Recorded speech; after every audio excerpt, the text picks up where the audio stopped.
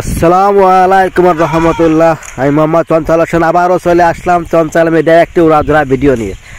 আজকে বাড়ি থেকে অনেক দূরে একটা গ্রামে ঘুরতে এসেছি। দেখতে পাচ্ছেন ভিউয়ার্স, আমি এখানে কিছু দেশি কবুতর দেখাবো এবং 3টি চীনাহাঁস দেখাবো। খুব সুন্দর চীনাহাঁস। এই যে দেখুন, গ্রামের কবুতরগুলো এই জন্যই বেশি হবে ডিম বাচ্চা করে। দেখুন এখানে কবুতরগুলো পেট পুরে কিন্তু ধান খাচ্ছে। কবুতরে যত ধান খাওয়ানো যায় কবুতর কিন্তু ওড়ে বেশি। গমের সাইডে যদি আপনারা ধান খাওয়াতে পারেন, ধান খালে কিন্তু কবুতর কোনো ক্ষতি নেই। অর্থাৎ কবুতর কিন্তু ইটের কুড়া এগুলো খায়।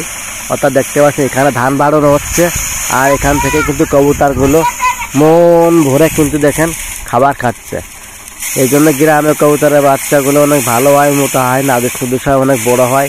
এরা খোলামেলা বাতাসে এবং মাঠ থেকে খেয়ে আসতে পারে। আর আমরা টাউনে যারা কবুতর লালন পালন করে খাঁচায় পুষি, তারা হলে খাঁচার থেকে খাবারগুলো দিই, কিনা খাবার। যদি 16-18 আইটেমের যে খাবারগুলো আমরা খাঁচায় রেখে কবুতর লালন পালন করতে হয়, তারা কিন্তু অনেক লাভবান হওয়া যায়।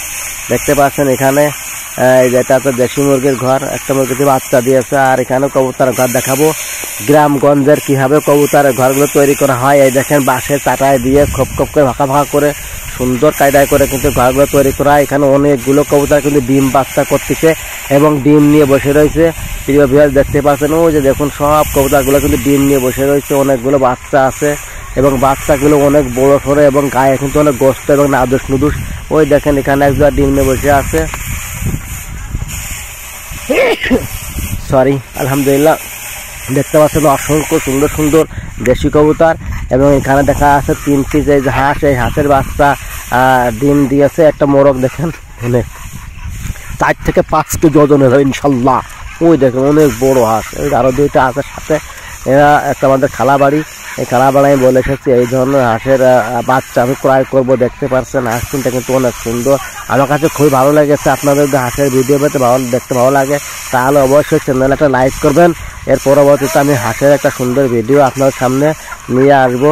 এবং যারা কবুতর ভালোবাসেন তারা একটা কমেন্ট করে জানাই দিয়েন যে কোন ধরনের কবুতর পুষতে আপনারা আগ্রহী, দেশি কবুতর না রেসার কবুতর না খাঁচার কবুতর, যে ধরনের কবুতর লালন পালন করতে চান এবং দেখতে পারেন। এবং এক ভাই আমাকে কমেন্ট করে আসছে প্রতিনিয়ত যে রঙিন মাছের ভিডিও দেওয়ার জন্য।